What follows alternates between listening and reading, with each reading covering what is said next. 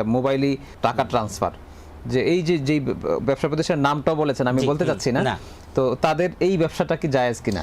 না, এই যে মোবাইলে আমরা যে ব্যবসা করছি, আমরা যে টাকা দিচ্ছি, এখানের মধ্যে দুইটা রাস্তা।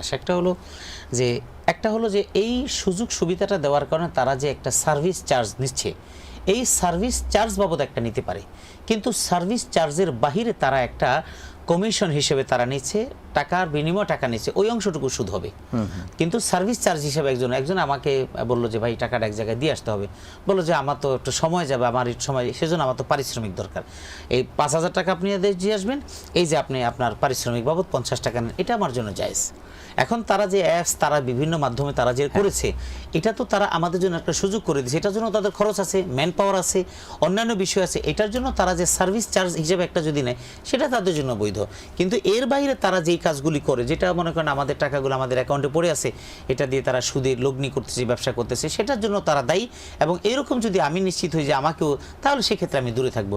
কিন্তু স্বাভাবিক যে প্রক্রিয়াগুলো, এবং এর চেয়ে বেটার যদি আমরা পাই, আমরা কোনো কোম্পানির কথা বলবো না, কারণ সব কোম্পানি কোনো না কোনোভাবে লাভবান হচ্ছে, আমরা যদি তুলনামূলকভাবে বেটারটা পাই, আমরা বেটারটাকে গ্রহণ করব। আমরা ইসলামিক শব্দ যোগ করুক আর না করুক, আমরা দেখবো সেটার মধ্যে আসলে কতটুকু কি আছে, আমরা দেখবো তুলনামূলক যেটা ভালো। আমরা শতভাগ ভালো পাবো না, কারণ আমাদের বাংলাদেশেই কি আমরা শতভাগ সব আলু ভালো পাই, শতভাগ পেঁয়াজ ভালো পাই না।